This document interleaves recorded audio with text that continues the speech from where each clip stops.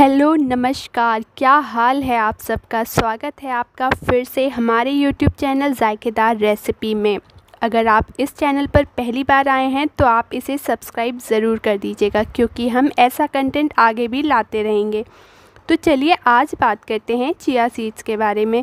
इसके क्या क्या फ़ायदे हैं, क्या नुकसान है, किसे खाना चाहिए, किसे नहीं खाना चाहिए और कैसे खाना चाहिए, ऐसी बहुत सारी बातें हम करेंगे। पर पहले बात करते हैं कि चिया सीड्स से हमें क्या क्या न्यूट्रिशन मिल सकता है। तो चिया सीड्स में सबसे ज़्यादा ओमेगा 3 फैटी एसिड्स हैं, फाइबर है, आयरन, कैल्शियम और एंटीऑक्सीडेंट्स के साथ साथ सोडियम, पोटेशियम, जिंक, मैग्नीशियम, बहुत कुछ होता है।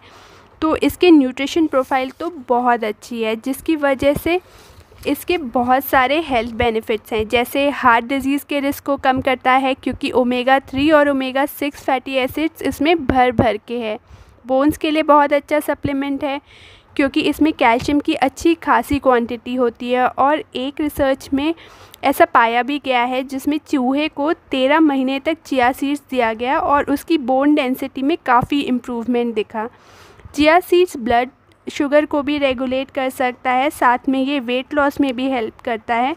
तो अब ये समझने की कोशिश करते हैं कि इसे कैसे खाएं कि हम जो हेल्थ बेनिफिट्स चाहते हैं वो हमें मिल सके।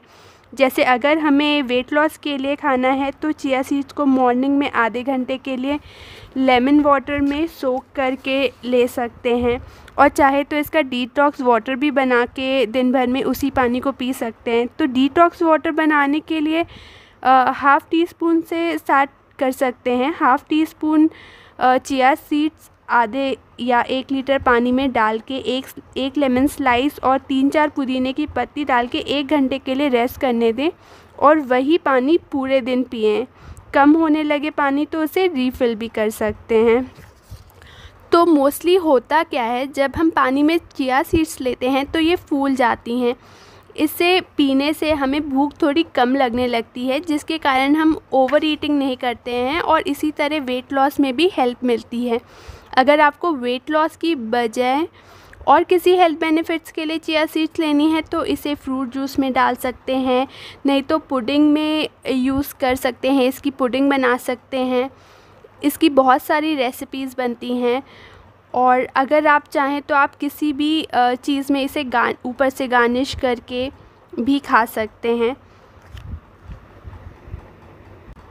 आपको जैसा अच्छा लगे आप वैसे चिया सीड्स ले सकते हैं, पर ध्यान रहे छोटी क्वांटिटी से स्टार्ट करना है, जैसे हाफ़ टी स्पून या फिर 1/4 टीस्पून, और बाद में धीरे धीरे बढ़ा सकते हैं। पर 1 टीस्पून से ज़्यादा एक दिन में कभी नहीं लेना चाहिए।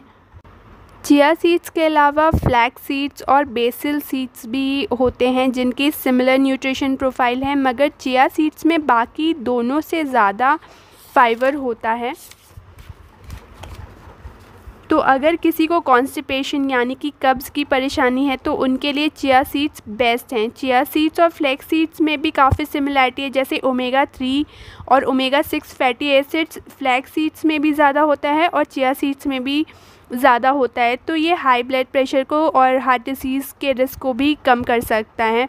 हार्ट पेशेंट के लिए फ्लैक्स सीड्स और चिया सीड्स दोनों ही बेटर है, और साथ ही omega 3 fatty acids auto immune disorders के लिए भी बहुत अच्छा है, क्योंकि उसके रिस्क को ये कम करता है। पर फ्लैक्स सीड्स और बेसिल सीड्स में कैलोरीज़ ज़्यादा होती हैं, इसीलिए chia seeds is a winner तीनों के कंपैरिजन में, या जिसकी जो ज़रूरत है उसके अकॉर्डिंग आप चूज़ कर सकते हो। अगर हमें लेस कैलोरीज़ के साथ ओमेगा 3 फैटी एसिड्स मिल रहे हैं विथ लॉट ऑफ फाइबर्स, तो क्यों नहीं चिया सीड्स को ही प्रेफरेंस दें। तो अभी जानते हैं कि किसे नहीं लेना चाहिए चिया सीड्स। तो ये जनरली सेफ़ होता है सबके लिए, बट किसी किसी को चिया सीड्स से एलर्जी हो सकती है, क्योंकि 2019 में एक स्टडी में पाया गया था कि इसका जो स्ट्रक्चर है वो सिमिलर होता है ऐसी चीज़ों से जिससे कई लोगों को एलर्जी हो जाती है, जैसे तिल या हेज़लनट्स एक्सेट्रा। तो ये स्ट्रक्चर सिमिलैरिटी की वजह से हमारी बॉडी रिएक्ट कर देती है चिया सीड्स के लिए कभी कभी। तो अगर आपको कभी ऐसे नए सिम्टम्स आए चिया सीड्स खाने के बाद, तो आप इसे बंद कर सकते हैं और डॉक्टर की सलाह ले सकते हैं।